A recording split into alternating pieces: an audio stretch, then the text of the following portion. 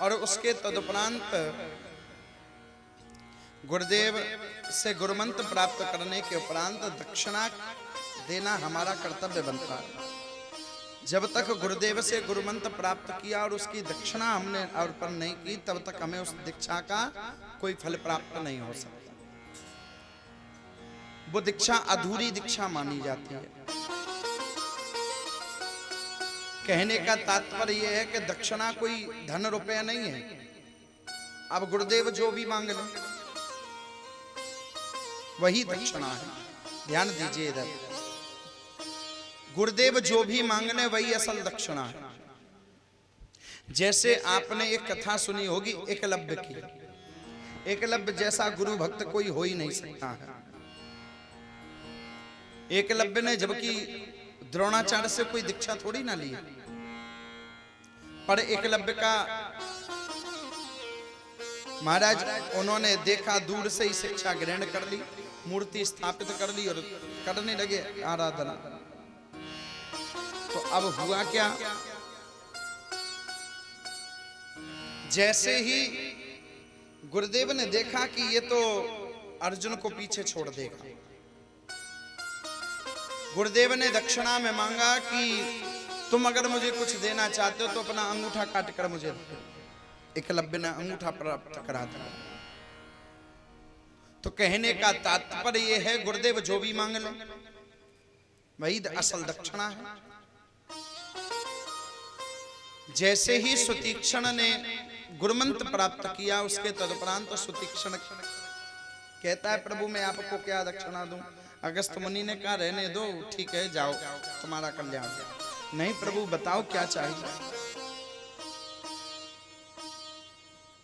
अगस्त मुनि की कई प्रकार की कथाएं आती हैं यहाँ पर, जिसमें से एक ही सुन लो अभी।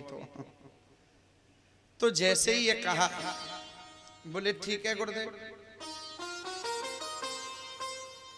जब ये कहते हैं क्या चाहिए दक्षिणा के स्वरूप में,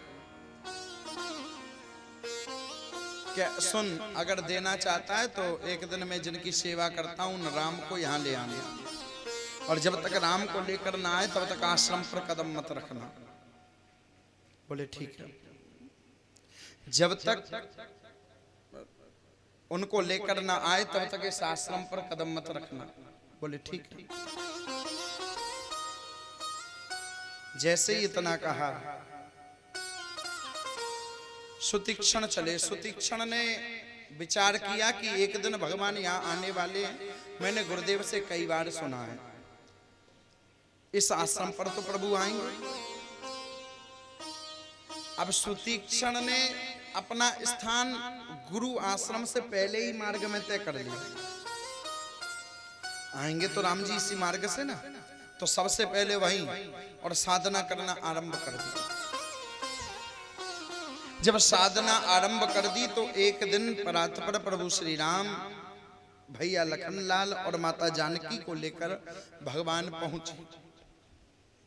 और वहां पर पहुंचे, परात पर प्रभु जब पहुंचे हैं, महाराज सुतीक्षण के हृदय में भगवान की अद्भुत झांकी का दर्शन हो रहा है, जैसे ध्रुव जी को हो रहा था। जब सुतीक्षण अद्भुत झांकी का दर्शन कर रहे, भैया लखनलाल से कहा कि जब तक ये झांकी अदृश्य नहीं होगी तब तक सुतीक्षण जगेंगे नहीं, साधना में लीन। जैसे ही परात पर प्रभु ने अंदर की उस झांकी को अदृश्य किया, सुतीक्षण के नेत्र खुले। और सुतीक्षण के जब नेत्र खुले हैं तो सुतीक्षण ने प्रभु को प्रणाम किया। और सुतीक्षण से भगवान कहते, बोले तुम्हारी तपस्या का, साधना का क्या फल तुम चाहते हो? सुतीक्षण ने कहा, बोले प्रभु मुझे कुछ नहीं चाहिए, फिर भी कुछ तो पाना होगा।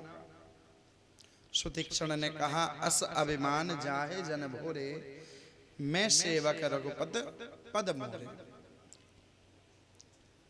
अस अभिमान जाहे जन भोरे, मैं सेवक रघुपत पद मोहि।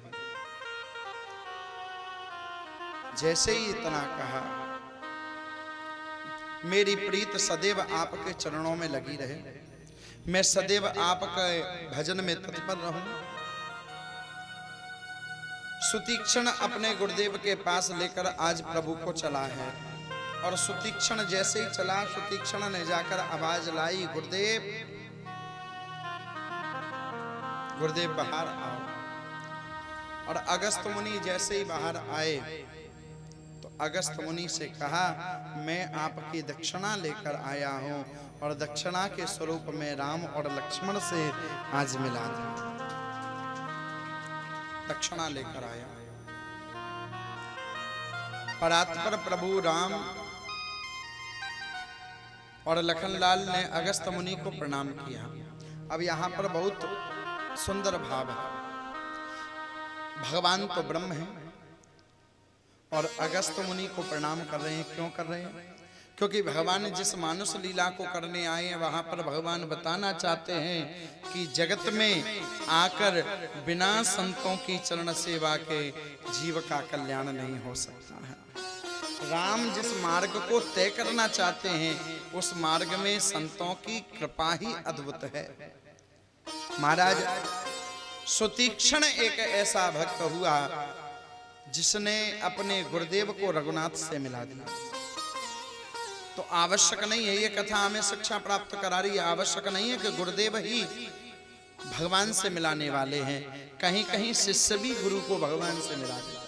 भगवान को सन्मुख लाकर खड़ा कर दिया। गुरुदेव ने अपने भक्त को हृदय से लगा लिया और सुतीक्षण ने तब प्रणाम किया। महाराज, और आज हो मंगल भवन मंगल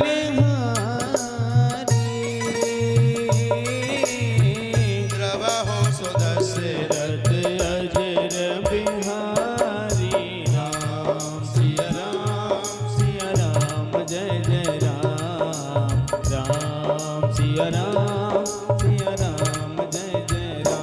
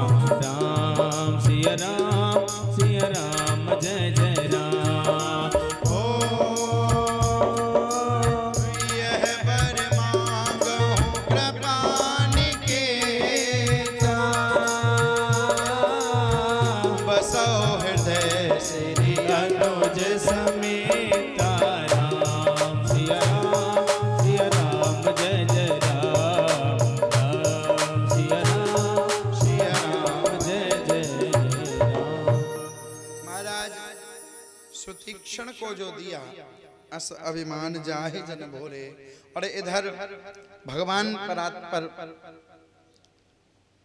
श्री अगस्त मुनि से मार्ग तय पूछ रहे